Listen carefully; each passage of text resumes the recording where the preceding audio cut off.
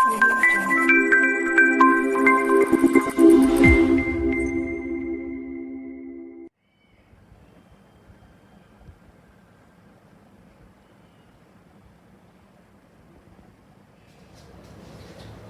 Friends, कैसे हो? मैं हूं हार्दिक पटेल, आपका आविष्का अकेडमी में स्वागत करता हूं। चलो शुरू करते हैं आज का लेक्चर। तो आज के लेक्चर में हम क्या देखने वाले हैं? पिछले लेक्चर में हमने ट्रांसपोज के बारे में पढ़ा था, ट्रांसपोज की हमने शुरुआत की थी, तो वही से हम शुरू करने वाले हैं। ट्रांसपोज के बारे में हम पढ़ेंगे। इससे पहले कि हमने बहुत सारी चीज़ें और भी डिस्कस कर ली हैं लास्ट लेक्चर में, वो आपके लिए बहुत इंपॉर्टेंट भी हुई थी। अब यहाँ पर जो हम ट्रांसपोज वाली चीज़ पढ़ने वाले हैं, उसमें से बहुत सारे क्वेश्चंस आपके बोर्ड में भी पूछे जाते हैं, बहुत सारे क्वेश्चंस जेडब्ल्यू में पूछे जाते हैं। समझना एकदम सिंपल है इसको, मतलब बोल सकते हो कि आप रोकड़िया मार्क बोल सकते हो, मतलब अच्छे से मार्क्स कवर कर सकते हो इसमें। क्यों? क्योंकि इसमें इसके अंदर क्या चीज़ है, तो आपको कुछ नहीं करना, सिर्फ अरेंजमेंट चेंज करनी है। क्या करना है? अरेंजमेंट चेंज करनी है। वैसे हमने बेसिक चीज़ें देख ली थी, प्रॉपर्टीज हम फिर से पहले से देख लेंगे। जैसे कि मैं बोलूँगा ट्रांसपोज ऑफ मैट्रिक्स, इसको क्या बोलेंगे? Transpose of matrix. ट्रांसपोज करना मतलब ट्रांसफर करना, मतलब उसी जगह को हमें चेंज करनी है। तो कैसे करते थे? अगर मुझे दे दिया है a = 1497 और मुझे पूछ लिया है a ट्रांसपोज, तो मैं क्या करूंगा? सिंपल, जो रो है उसको कॉलम में चेंज करना है, रो को क्या करना है? कॉलम में चेंज करना है, और कॉलम को रो में चेंज करना है। तो मैं रो 14 है उसको कॉलम में लिखूंगा, तो कैसे लिखूंगा? 14, एंड सेकंड रो को मैं कैसे लिखूंगा? सेकंड कॉलम में। तो इसको मैं क्या बोल दूंगा? a transpose.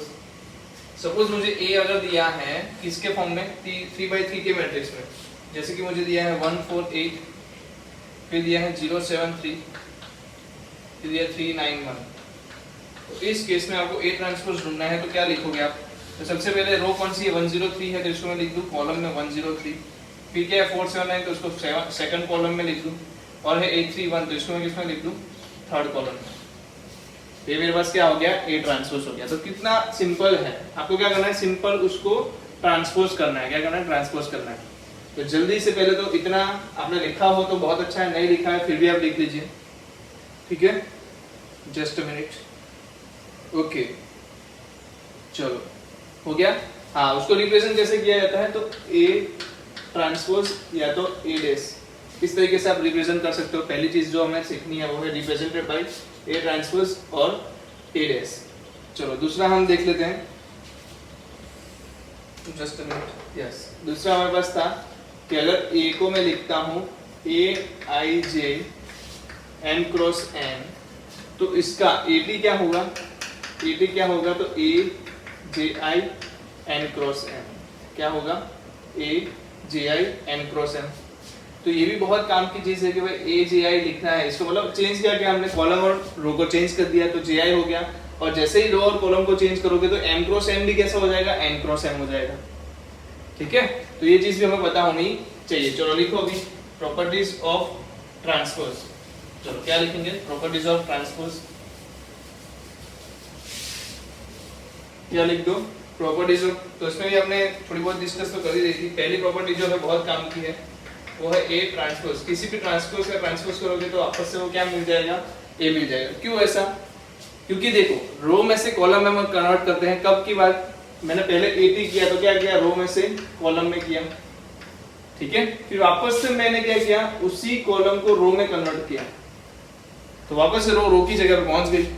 समझ लो? तो at का t करने से आपको वापस से क्या मिल जाएगा? a ही मिल जाएगा।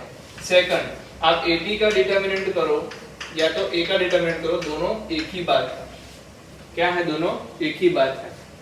फिर आप बोलोगे trace of a is equal to trace of at, मतलब जो डायगोनल एलिमेंट्स हैं आपके, कौन से प्रिंसिपल डायगोनल एलिमेंट्स हैं, वो आपके दोनों में सेम रहते हैं। इसका कहने का मतलब क्या होता है? प्रिंसिपल डायगोनल एलिमेंट्स जो आपके a में हैं वही सेम टू सेम at में रहते हैं। इसका मतलब कि उन दो तीनों का सम जब करेंगे, 3 हो सकते हैं, 4 हो सकते हैं, एज पर द उसका ऑर्डर क्या है वो, तो उसका जो सम होगा वो क्या मिलेगा? आपको सेम मिलने वाला है। फोर्थ बात बताते हैं। फोर्थ क्या करेंगे? तो अगर मेरे पास ka है और उसका मुझे, चलो रुको वेट, क्या था? मुझे ka है, ka का जो ट्रांसपोज होगा वो क्या होगा? तोkat होगा। क्योंकि k क्या है? तो k वो क्या है? Scalar quantity. क्या है? k क्या है? स्केलर क्वांटिटी है, मतलब कि कोई भी एक कांस्टेंट भी बोल सकते हो आप, कांस्टेंट है, अगर किसी कांस्टेंट के साथ मैं किसी मैट्रिक्स का मल्टीप्लिकेशन करता हूँ, किसी कांस्टेंट के साथ किसी मैट्रिक्स का मल्टीप्लिकेशन करता हूँ और उसका ट्रांसपोज निकालता हूँ, तो वो कितना होगा? मल्टीप्लिकेशन को बाहर निकाल सकते हो सिंपल तरीके से, और सिर्फ ए का ट्रांसपोज आपको करना है। ठीक है, तो ये भी एक प्रॉपर्टी थी, बहुत काम की प्रॉपर्टी नहीं बोल सकते है। जो काम की प्रॉपर्टी है ये है, अगर दो लोगों का, दो मैट्रिक्स का सम है और उसका ट्रांसपोज निकालना है, तो क्या करना है? सिंपली आपको दोनों का ट्रांसपोज का सम कर देना है। सिंपली क्या करना है? दोनों के ट्रांसपोज का सम कर देना है। बट यही केस जब मल्टीप्लिकेशन में आता है तो चेंज हो जाता है। क्या? क्योंकि मल्टीप्लिकेशन में क्या हो जाएगा? उसका ऑर्डर भी चेंज हो जाएगा। मल्टीप्लिकेशन में क्या हो जाएगा? ऑर्डर भी चेंज हो जाएगा। और ये दो चीजें इतनी काम की है कि मैं बता नहीं सकता। क्या है? बहुत काम की चीज है। अगर एक दो से ज्यादा मुझे दे दे, क्या दे दे? दो से ज्यादा मुझे दे दे और उसका ट्रांसपोज मान ले, तो भी मैं क्या करूंगा? AT plus BT plus CT plus DT, क्योंकि इसमें कोई भी ऑर्डर मैटर करेगा नहीं। आप पहले भी लिख सकते हो, बाद में भी लिख सकते हो, क्योंकि समेशन है, और समेशन में हमने देखा है मैट्रिक्स में ऑर्डर मैटर करता नहीं है। बट अगर बात आती है मल्टीप्लिकेशन में, अगर मल्टीप्लिकेशन में बात करते हैं तो ऑर्डर मैटर करता है। और ऑर्डर कहां से आएगा? पीछे से आगे आएगा। क्या आएगा? पीछे से आगे की तरफ आएगा। तो ये बहुत काम की चीज है। तो जल्दी से ये जो प्रॉपर्टीज हमने लिखी है वो पहले लिख लो, इसके बाद हम थोड़ा और आगे डिस्कस करेंगे। बट ये बहुत काम की चीज है जो आपको लिखनी चाहिए थी, तो लिख लीजिए पहले। यस, एक और है, एक रिमेन रह गया। जैसे कि A⁴k है और उसका ट्रांसपोज निकालना है, तो आप AT का ट्रांसपोज निकालने के बाद भी उसकी k पावर कर सकते हो। मतलब किसी की, यहाँ बोल सकते a क्यूब क्या t करो, या तो AT का क्यूब करो, दोनों सेम बात है। A⁴k उसका ट्रांसपोज करो, या तो ट्रांसपोज करने के बाद उसकी k पावर करो, दोनों सेम चीज हो जाएगी। तो ये भी लिख लेना है।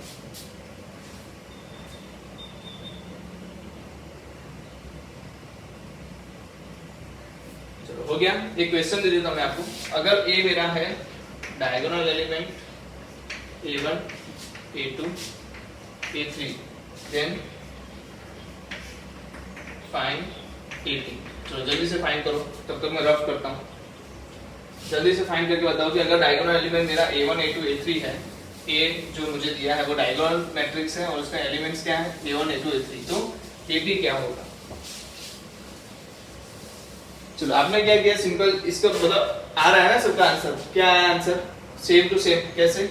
जैसे कि A मुझे क्या दिया है? डायगोनल एलिमेंट दिया है, तो A1 0 0 0 A2 0 0 0 A3। ठीक है, अगर AT ढूंढना है तो आप क्या करोगे? रो को कॉलम में लिखोगे। अब रो क्या है? A1 0 0, तो मैं लिख देता हूँ A1 0 0। सेकंड रो क्या है? A0 A2 0, तो 0 A2 0 0 0 A3, तो 0 0 A3। तो ये वापस से क्या आ गया? डायगोनल मैट्रिक्स ही आया। और डायगोनल मैट्रिक्स का जो डायगोनल एलिमेंट्स है वो क्या है? A1 A2 A3।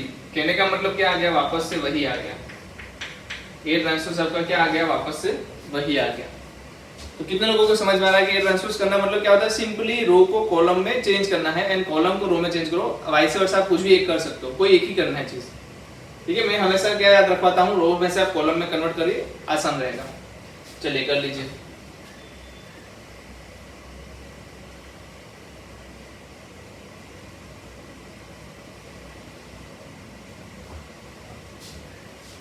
चलिए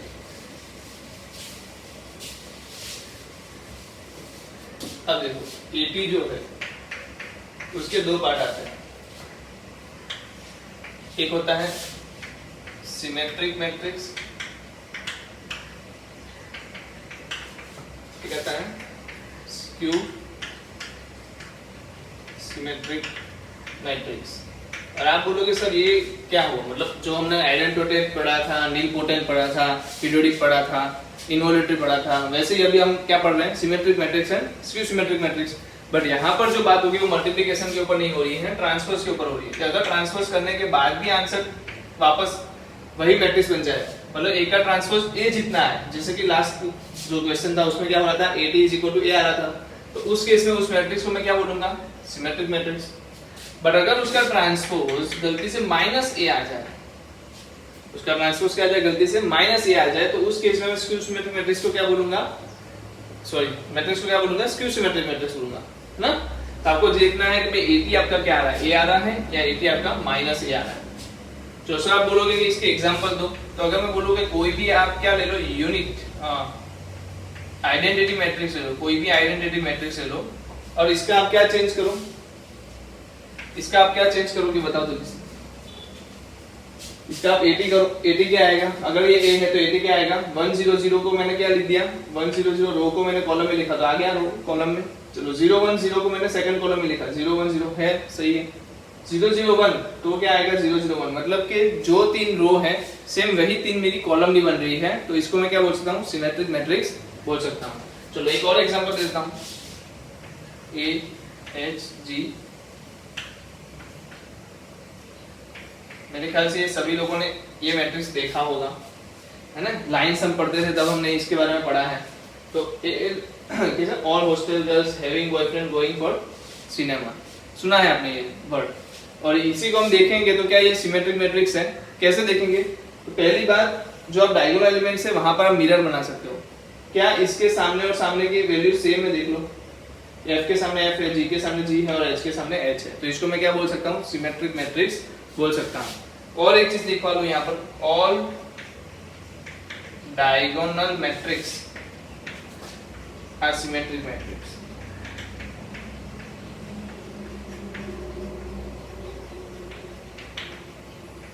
all diagonal matrix are symmetric matrix, तो ये बहुत खास चीज है, लिख लेना। देखिए all diagonal matrix are symmetric matrix, और आपको पता है कहीं ना कहीं आइडेंटिटी मैट्रिक्स भी डायगोनल मैट्रिक्स ही है, तो आइडेंटिटी मैट्रिक्स के लिए भी आपको क्या मिल रहा है, सिमेट्रिक मैट्रिक्स मिल रहा है। चलो स्क्यू सिमेट्रिक मैट्रिक्स की बात करें तो यहाँ पर थोड़ी बहुत आपको चेंजेस देखने को मिलेगा, जैसे कि मैं इसको क्या बोलता हूँ, AGI बोलता हूँ, इसको मैं क्या बोलता हूँ, AIJ बोलता हूँ, और ये माइनस है ना, इतना मुझे पता है कि AGI क्या मतलब क्या हमने ट्रांसपोज कर दिया, AIJ क्या है, जो पहले का A था वो था। अगर मैं बोलूँ ये दोनों सेम कब होते हैं, जब मैं I और J की बात करता हूँ, I इक्वल टू J की बात करता हूँ। I इक्वल टू J का क्या होता है, principal diagonal elements, principal diagonal elements होंगे तो उस केस में आपका क्या होगा, I इक्वल टू J होगा, और I इक्वल टू J होते ही ये क्या हो गया, AII is equal to minus AII, कहने का मतलब 2AII इज इक्वल टू 0, तो AII क्या हो गया 0। सो इसका क्या निकलता है तात्पर्य कि all diagonal elements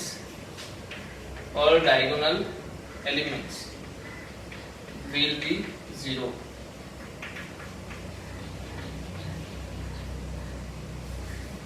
are 0, elements are 0।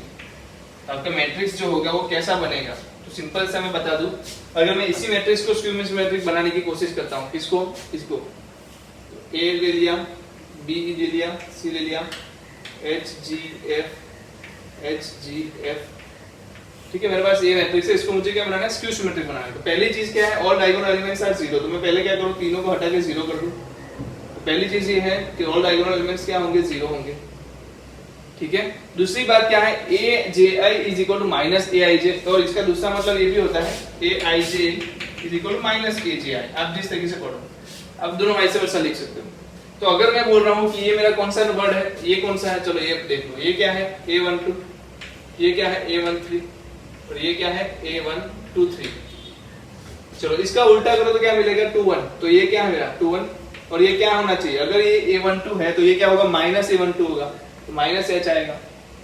उसी तरीके से सेम ये भी माइनस आएगा और ये भी माइनस आएगा। तो देखो अगर यहाँ पर हमने क्या देखा था कि भाई सिमेट्रिक मैट्रिक्स में HH सेम होना चाहिए, GG सेम होना चाहिए और FF सेम होना चाहिए, जबकि यहाँ पर क्या होना चाहिए, जो आपने अगर लाइन खींची है यहाँ पर, पहले तो ये 0 होनी चाहिए, सभी एलिमेंट्स का 0 होना चाहिए, और इन दोनों का जो सम होगा वो 0 होना चाहिए, समझो, इन दोनों का सम क्या होना चाहिए, 0 होना चाहिए। अदरवाइज तो आप ये भी समझ लो, दोनों एक दूसरे के क्या होने चाहिए, एक दूसरे के क्या होने चाहिए, विरोधी बोलते हैं ना, वो होना चाहिए, G minus G 0, F minus F 0। तो कितने लोगों को समझ में आया कि भाई मैं क्या बताना चाहता हूँ, इसको क्या बोलेंगे, स्क्यू सिमेट्रिक मैट्रिक्स बोलेंगे। तो जल्दी से लिख लो, दोनों चीजें बहुत ही इंपॉर्टेंट है, अच्छे से लिखना, और जितना आप सही से एक्सप्लेन कर पाओ अपनी लैंग्वेज में वो भी आप लिख सकते हो इसमें, ठीक है। बट समझ में आ जाना चाहिए कि सिमेट्रिक मैट्रिक्स क्या होता है और स्क्यू सिमेट्रिक मैट्रिक्स क्या होता है।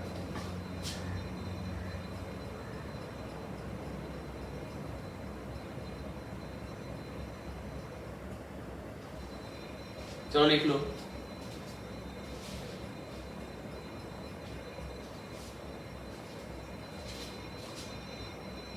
चलिए आगे बढ़े।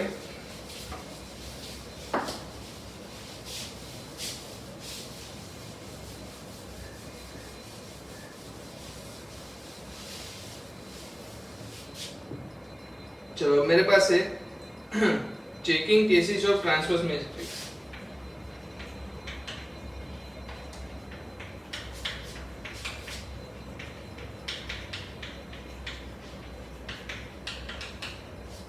Checking case of transpose matrix. उसमें क्या है तो कि a plus A T, first check करो a प्लस ए टी क्या है, सेकंड चेक करो a माइनस ए टी क्या है, थर्ड चेक करो a इंटू ए टी क्या है। आपको चेक करना है कि ये जो मुझे इक्वेशन दिया गया है a प्लस ए टी वो क्या सिमेट्रिक है या स्क्यू सिमेट्रिक है। a minus A T symmetric है या स्क्यू सिमेट्रिक है। ओके पहले ये देख लेते हैं, बाद में आगे की बात करेंगे। जिससे मैं आपको ये बता रहा हूँ, आपको ये दोनों को खुद से करना है ना, यही पे करेंगे बट आपको खुद से करना है। पहले मैं a प्लस ए टी का दिखा देता हूँ। पहले तो आप क्या करोगे, इसको b मान लो, कोई एक मैट्रिक्स b मान लिया तो bt इज इक्वल टू क्या लिखोगे a प्लस ए टी का t, क्या लिखोगे a प्लस ए टी का t। इसका मतलब दो सम में है और उसके ऊपर t है तो क्या होगा, दोनों को dt मिल जाएगा, मतलब a t plus A T का t क्या मिलेगा, AT प्लस AT का T। अब आपको पता है इसका आंसर क्या होता है, A होता है। इसका तो आंसर क्या है, AT है, और इसको ही आप क्या लिख सकते हो, A प्लस AT, और वही आपका क्या है B। इसका मतलब शुरू कहाँ से किया था, BT से, पहुंचे कहाँ पर आप B पे, तो BT इज इक्वल टू क्या आ रहा है, B आ रहा है। तो आपको पता है कि जब भी मैट्रिक्स का ट्रांसपोज वो खुद मैट्रिक्स हो जाए तो उसको क्या बोलते हैं, सिमेट्रिक। तो ये क्या हुआ आपका, सिमेट्रिक हुआ। चलो कितने लोग हैं जो ये दोनों कभी इस तरीके से कर सकते हैं, बहुत बढ़िया। चलो जल्दी से करो, मैं टाइम दे रहा हूं आपको, जल्दी से कंप्लीट करो a माइनस ए टी और a into A T. Video post करो और जल्दी से करो।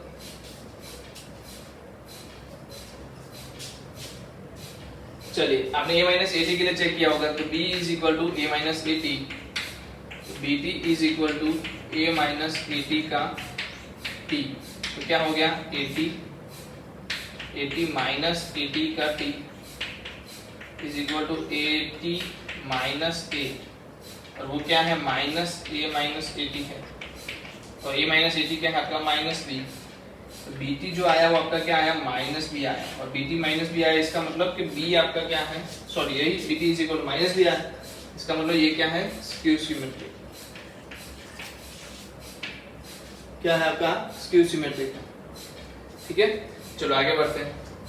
a इंटू ए टी है, इसका करो क्या आएगा, a इंटू ए टी का क्या आएगा, तो देखो a इंटू ए टी को आपने b मान लिया, तो जैसे bt लिखा आपको क्या हो गया, a इंटू ए टी का t।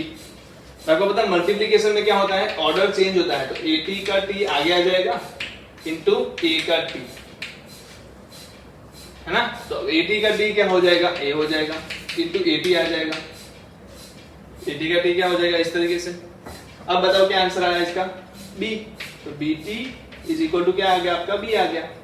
तो मतलब ये क्या है, सिमेट्रिक, ये क्या है, सिमेट्रिक मैट्रिक्स है। तो क्या इस तरीके से आप और क्वेश्चंस भी सॉल्व कर सकते हो।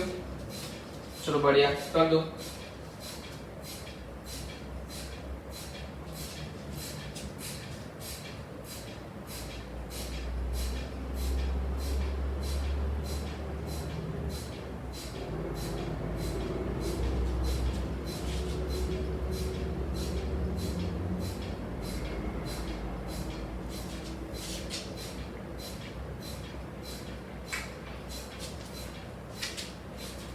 चलिए हो गया, सही है ना, आ रहा है ना, ओके। बहुत आसान चीजें हैं बट आपको पेशेंस रखना पड़ता है इस चैप्टर में। जितना पेशेंस रखोगे उतना आप आंसर तक आसानी से पहुंच जाओगे बिना गलती किए। अगर आपने थोड़ी भी जल्दबाजी की तो क्या हो जाएगा, थोड़ी भी जल्दबाजी की तो गलती होने की बहुत सारी चांसेस है। चलो आगे देखते हैं। If A and B are two symmetric matrix, if A and B are two symmetric matrix, if A and B are two symmetric matrix, then A, पहला ढूंढना है आपको a plus b क्या है, second A B plus B A C A B minus B.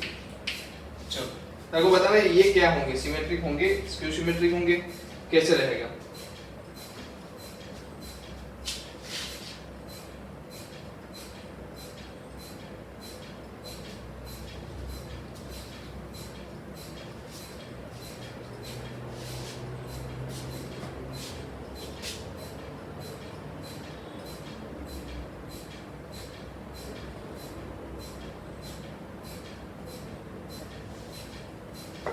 चलिए देखो यहाँ पर A and B are two symmetric matrices, इसका मतलब होता है AT is equal to A, BT is equal to B, है ना। A and B are symmetric matrices, इसका मतलब क्या होता है AT is equal to A है और BT is equal to B है। तो जल्दी से मैं क्या करता हूँ A plus B का ट्रांसपोज लेता हूँ, इज इक्वल टू क्या मिलेगा मुझे AT plus BT, है ना आसान। AT क्या है आपका A, BT क्या है आपका B, इसका मतलब A plus B का ट्रांसपोज आपको क्या मिला A plus B। तो क्या बोल सकते हो सिमेट्रिक है, क्या बोल सकते हो सिमेट्रिक मैट्रिक्स है। चलो यहाँ पर बताओ AB plus BA का ट्रांसपोज। जैसे AB plus BA का ट्रांसपोज किया, पहले तो ये दोनों पे ट्रांसपोज लगेगा, तो AB का ट्रांसपोज लगा प्लस BA का ट्रांसपोज लगा, बट अंदर क्या है मल्टीप्लिकेशन है, तो जब ट्रांसपोज खुलेगा तो ऑर्डर चेंज होके आएगा, तो BT AT आया और प्लस यहाँ पर क्या आया AT BT आया। अब BT की जगह पर आपने B लिख दिया, AT की जगह पे A लिख दिया, प्लस AB हो गया। तो इसको आप क्या लिख सकते हो AB प्लस BA भी लिख सकते हो क्योंकि समेशन है, तो आगे पीछे आप लिख सकते हो। और यही आपका क्या आया AB प्लस BA का ट्रांसपोज। इसका मतलब AB क्या है सिमेट्रिक, ये भी क्या है सिमेट्रिक मैट्रिक्स। तो आ रहा है समझ में, बहुत आसान है चीजें, बहुत आसान है। चलो यहाँ पर बताओ क्या आएगा, खुद से कर लो वीडियो पोस्ट करके। चलो AB माइनस BA का transpose is equal to AB का ट्रांसपोज माइनस BA का ट्रांसपोज। AB का ट्रांसपोज क्या होगा B का ट्रांसपोज A का ट्रांसपोज माइनस A का ट्रांसपोज B का ट्रांसपोज। अब B का ट्रांसपोज आपको पता है B A का ट्रांसपोज A माइनस AB, और आपने माइनस करके लिखना है तो इसको क्या लिखोगे AB माइनस BA। तो AB माइनस BA का ट्रांसपोज जो है वो क्या आ रहा है माइनस AB माइनस BA। इसका मतलब क्या हो गया स्क्यू सिमेट्रिक मैट्रिक्स। तो है आसान चीजें, क्या लग रहा है कुछ डिफिकल्टीज में? आसान है ना, तो लिख लो जल्दी से। चलो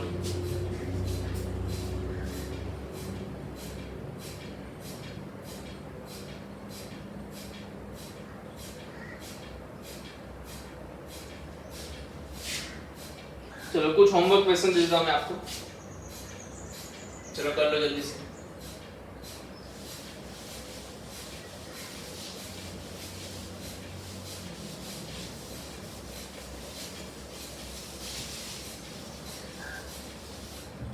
जैसे कि मुझे दिया है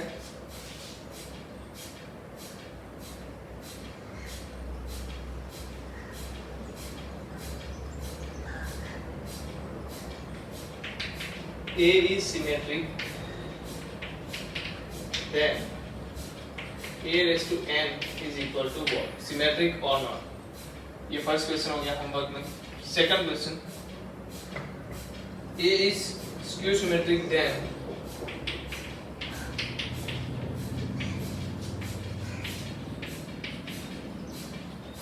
A raised to n is equal to x। ये दो क्वेश्चन है जो आपको होमवर्क में करके लाने हैं कि भाई पहला मुझे दिया है A symmetric matrix, then A raise to n क्या होगा सिमेट्रिक होगा या स्क्यू सिमेट्रिक होगा। अगर A स्क्यू सिमेट्रिक है तो उस केस में A रेज़ टू n क्या होगा। तो दोनों केस आपको खुद से सॉल्व करके लाने हैं। चलो लिख लो जल्दी से।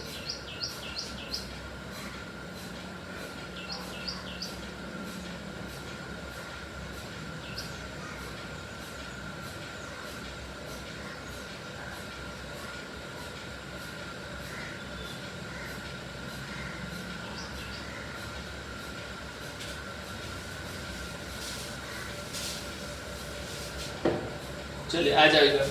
अगर मैं बोलूं मैं A को क्या ऐसे लिख सकता हूं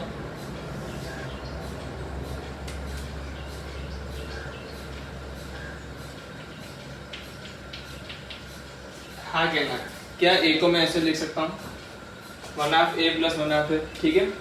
चलो और एक चीज, क्या ऐसे लिख सकता हूँ 1/2 at माइनस 1/2 at, क्या ऐसे लिख सकता हूँ? तो आप बोलोगे हाँ लिख सकते हैं।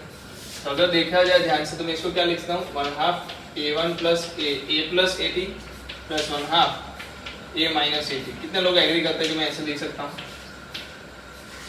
लिख सकता हूँ ना। तो ये क्या है? ये सिमेट्रिक है। तो ये क्या है? स्क्यू सिमेट्रिक है। अगर ये सिमेट्रिक है और ये स्क्यू सिमेट्रिक है तो मैं ये चीज बोल सकता हूँ कि किसी भी मैट्रिक्स को, any matrix A, every matrix can be represented by sum of symmetric and skew symmetric matrix. Every matrix can be represented by sum of symmetric matrix and skew symmetric matrix.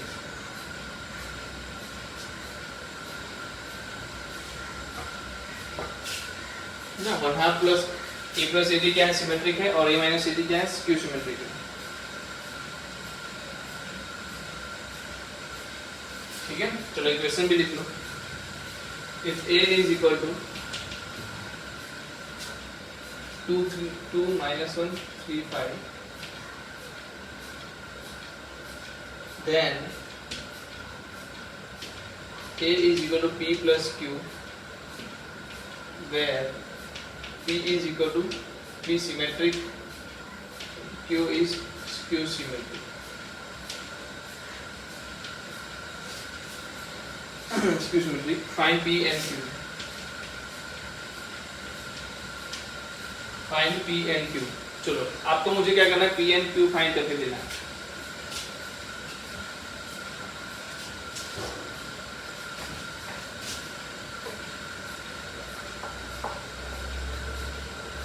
क्या होगा p and q?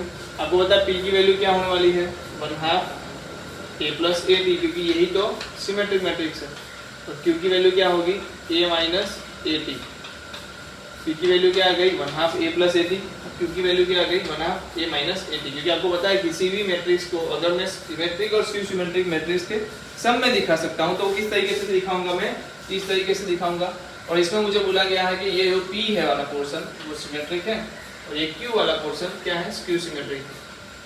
तो मुझे p और q find करना है। तो p कैसे find कर सकता हूँ? 1/2 a प्लस ad। q कैसे फाइंड कर सकता हूँ? 1/2 a माइनस ad। एंड यही p एंड q वैल्यू आप घर से भी फाइंड कर सकते हो, सिंपल है। इसलिए आपको घर से ढूंढ के लाना है कि p एंड q क्या होगा। चलो लिख लो जल्दी से, बहुत आसान सी चीज है।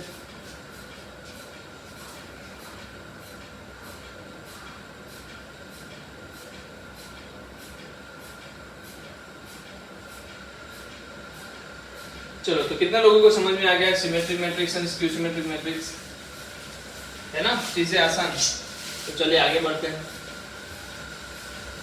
अब हम आते हैं डिटर्मिनेंट ऑफ मैट्रिक्स।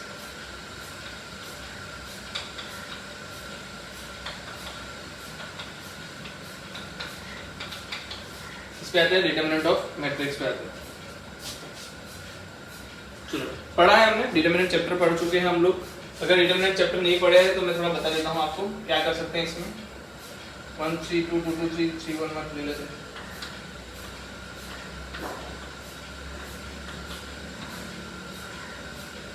चलो अगर मुझे इसका डिटर्मिनेंट निकालना तो पहली बात क्या करना है? इसको दो पैरेलल लाइन के बीच में लिखना पड़ेगा। चलो इसका डिटर्मिनेंट कैसे निकालते हैं? तो 1 के लिए अंदर क्या लिखेंगे? 2 माइनस 3 माइनस 2, अंदर क्या लिखेंगे? 3 माइनस 2, और प्लस 3 लिखेंगे तो क्या लिखेंगे? 9 माइनस 4। तो आंसर क्या आएगा? -1 माइनस 2 प्लस 1 प्लस 3 अंदर इंटू 5, तो क्या आ गया? -1 minus 2 plus 15 is equal to 12। तो इस तरीके से डिटर्मिनेंट निकाल सकते हैं। बहुत आसान तरीका है डिटर्मिनेंट निकालने का, उसमें कुछ ज्यादा नहीं है। रिप्रेजेंटेड बाय डिटर्मिनेंट ऑफ ए और डिटर्मिनेंट ऑफ, इस तरीके से रिप्रेजेंट किया जाता है। चलो डिटर्मिनेंट की बात करें तो एक चीज है, ए का डिटर्मिनेंट क्या होगा? ए टी जे जितना होता है। दूसरी बात, अगर ए रेस टू एन है तो determinant of A raise to n भी कर सकते हो आप, A B is equal to determinant of B A is equal to determinant of A into determinant of B. ये भी बहुत इंपॉर्टेंट चीज़ें हैं डिटर्मिनेंट के फॉर्मूले की बात करें तो।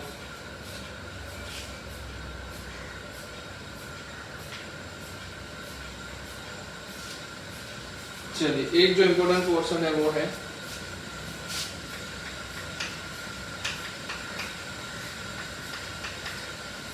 k rays to n। अगर कोई कांस्टेंट को a मैट्रिक्स से मल्टीप्लाई किया है तो वो हर एक एलिमेंट से किया होगा, ये तो पता है आपको। पर जब डिटर्मिनेंट की बात आती है तो वो कॉमन कहाँ से निकलता है? एक सिंगल रो से, सेकंड रो से, थर्ड रो से, n रो से वो क्या होगा? k कॉमन निकलेगा। तो n बार k कॉमन निकलेगा, इसलिए क्या होता है, जब भी डिटर्मिनेंट में से आप k को बाहर निकालते हो उस टाइम पे k रेज़ टू n लिखना जरूरी है। तो बहुत ही इंपॉर्टेंट चीज़ है, इसको आप बहुत इंपॉर्टेंट बना के रखें, बहुत ही काम की चीज़ है। डिटर्मिनेंट में यही एक ऐसा फॉर्मूला है जहां पर आप बहुत सारी गलतियां कर सकते हो, तो ध्यान देके इसको कर ले।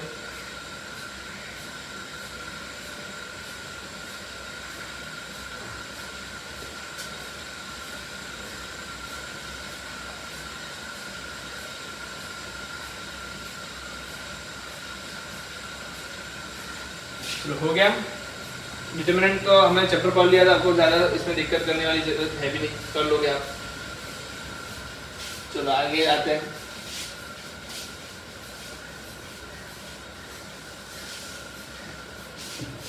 Question adjoint of matrix A.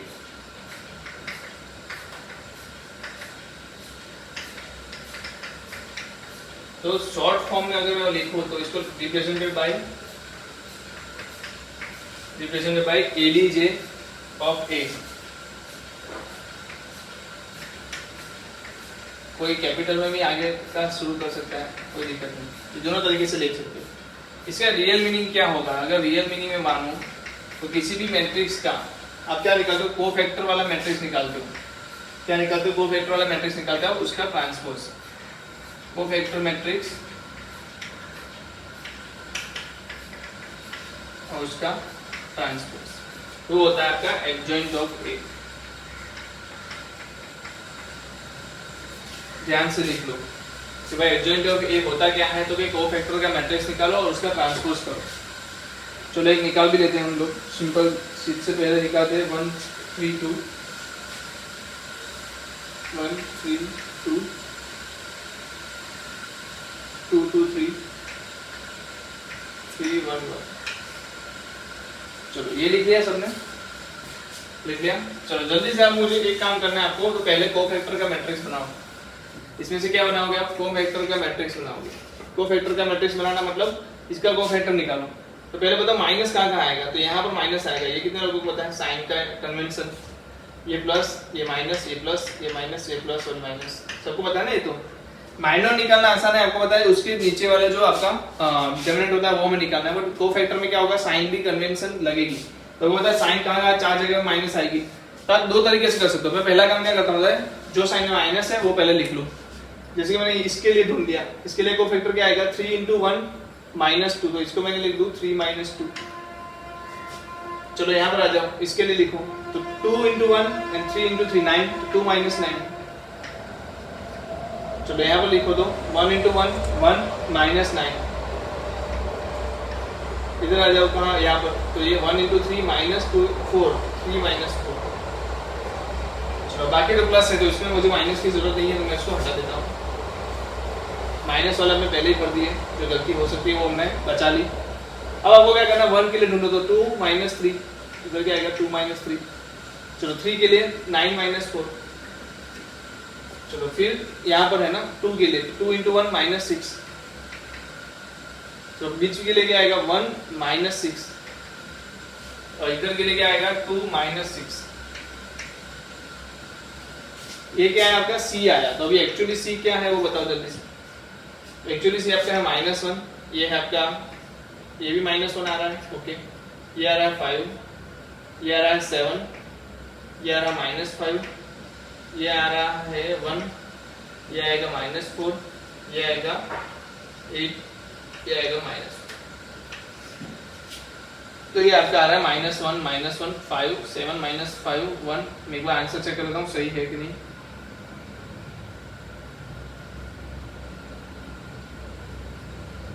सही है। चलो तो ये क्या है आपका कोफैक्टर का मैट्रिक्स है। और आपको पता है एडजॉइंट ऑफ ए क्या है? एडजॉइंट ऑफ ए क्या है जल्दी बताओ। एडजॉइंट ऑफ आपका है सीटी, मतलब सी का ट्रांसपोज। तो सी का ट्रांसपोज क्या होगा जल्दी से लिखो। सी का सभी रो को कॉलम में लिखे दो। -1 -1 5 7 -5 1 -4 8 -4। तो ये क्या आ गया आपका एडजॉइंट ऑफ ए। चलो कितने लोगों को समझ में आ गया कि मैं एडजॉइंट ऑफ ए निकाल सकता हूँ? कितने लोग यहाँ पर है जो बोल सकते हैं कि मैं एडजॉइंट ऑफ ए निकाल सकता हूँ? करना क्या है सिंपल, ए का ये क्या है ए है, तो ए का क्या बनाना है कोफैक्टर मैट्रिक्स। कोफैक्टर मैट्रिक्स आपको कोफैक्टर वाला मैट्रिक्स बनाना है जहां पर कोफैक्टर्स लिखोगे, ठीक है। तो इसको कैसे लिखा जाता है शॉर्ट में लिखे तो C11 C12 C13 C21 C22 C23 C31 C32 C33। सही है। अब इसका ट्रांसपोज करना है हमें। क्या करना है इसका ट्रांसपोज करोगे तो एडजॉइंट ऑफ ए एक्चुअली है क्या?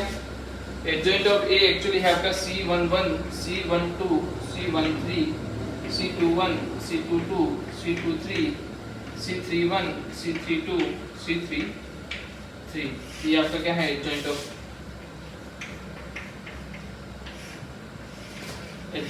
ए आपका ये होगा। तो लिख लो जल्दी से।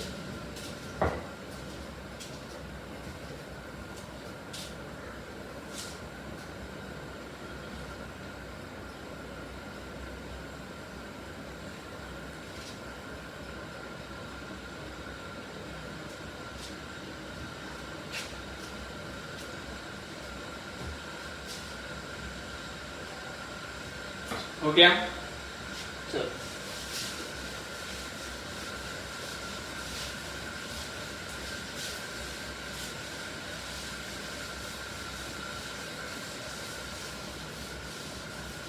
एक क्वेश्चन मैं आपको देता हूं एडजॉइंट निकालने के लिए।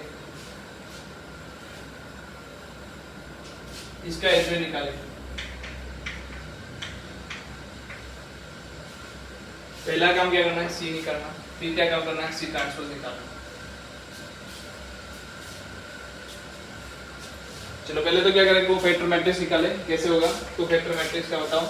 प्लस माइनस माइनस प्लस, पता है ना तो साइन कन्वेंशन। ओके तो प्लस के लिए क्या आएगा पी के लिए कोफैक्टर कौन है एस है, क्यू के लिए कौन है आर है, आर के लिए कौन है क्यू है, और एस के लिए कौन है पी है। आपको पता चल गया कि आपका आंसर क्या आ रहा है S minus R minus Q P. और सी टी करो इसका तो क्या आएगा तो S minus R minus Q P. अगर आप ध्यान से देख रहे हो तो हो क्या रहा है, ये क्या हो रहे हैं डायगोनल एलिमेंट क्या हो रहे हैं इंटरचेंज, और ये जो चीज है वो क्या हो रही है साइन चेंज। तो जब भी 2x2 मैट्रिक्स है तो आप देख पा रहे हो कि मैं कोई भी जनरल अगर 2x2 मैट्रिक्स लेता हूं तो उसका एडजॉइंट जो आता है ये क्या है सीटी क्या है एडजॉइंट ऑफ ए। जो एडजॉइंट आता है वो क्या होता है पी और एस को रिप्लेस करने से मिलता है, और दूसरी बात जो डायगोनल एलिमेंट नहीं है उसका साइन कन्वेंशन चेंज करने से मिलता है। तो अगर मुझे कोई भी देखो मैं क्वेश्चन दे देता हूं आपको 1 -7 5 9। चलो जल्दी से मुझे इसका एडजॉइंट दे दो क्या आएगा। तो आप बोलोगे सब डायगोनल एलिमेंट है उसको इंटरचेंज कर दो, तो मैं 9 1 कर दूंगा और इसकी साइन चेंज कर दो तो 7 हो गया और ये -5 हो गया। तो यही मेरा क्या हो जाएगा एडजॉइंट ऑफ ए। तो 2x2 मैट्रिक्स में तो क्या है आसान है, कैसे कर सकते हो। तो आपको डायगोनल एलिमेंट को क्या करना है इंटरचेंज करना है, और दूसरा जो नॉन डायगोनल एलिमेंट्स है उसको क्या करना है आपको साइन चेंज करनी है। क्या करनी है साइन चेंज करके लिखनी है। लिख लो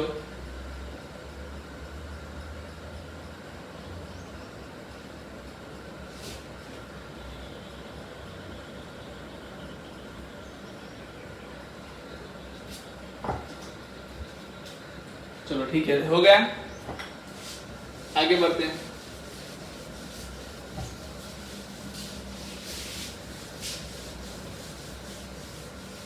चलो यहाँ पर हम हमारा लेक्चर ये कंप्लीट करते हैं। आपको होमवर्क में देता देता हूँ। होमवर्क में क्या आएगा तो ट्रांसपोज ऑफ मैट्रिक्स का जो एक्सरसाइज है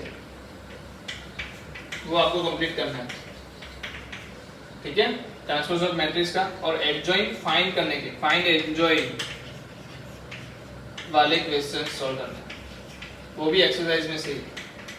और जो भी एक्सरसाइज में आप नंबर देख लेना, मैं नंबर आपको नहीं बता रहा, बट आपको ये वाले जो क्वेश्चंस मतलब कि पहले तो ट्रांसपोज ऑफ मैट्रिक्स सबको सॉल्व कर देना है, और उसके साथ साथ एडजॉइंट वाले जो क्वेश्चंस है उसमें सबको एडजॉइंट ढूंढना करना है। और मैं बताऊं ये थोड़ा आपका काम बहुत बड़ा हो जाएगा, मतलब कि बहुत सारे क्वेश्चंस मिलेंगे। और दूसरी बात, आप इनकी प्रैक्टिस करिए, अगर जैसे प्रैक्टिस करोगे आप इसमें जो समय लगाते हो ना वो आपका कम होने शुरू हो जाएगा।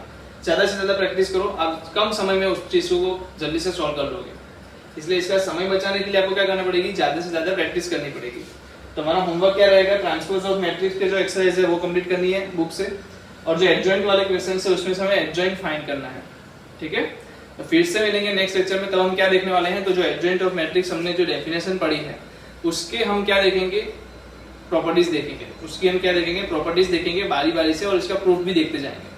तो तब तक के लिए अलविदा।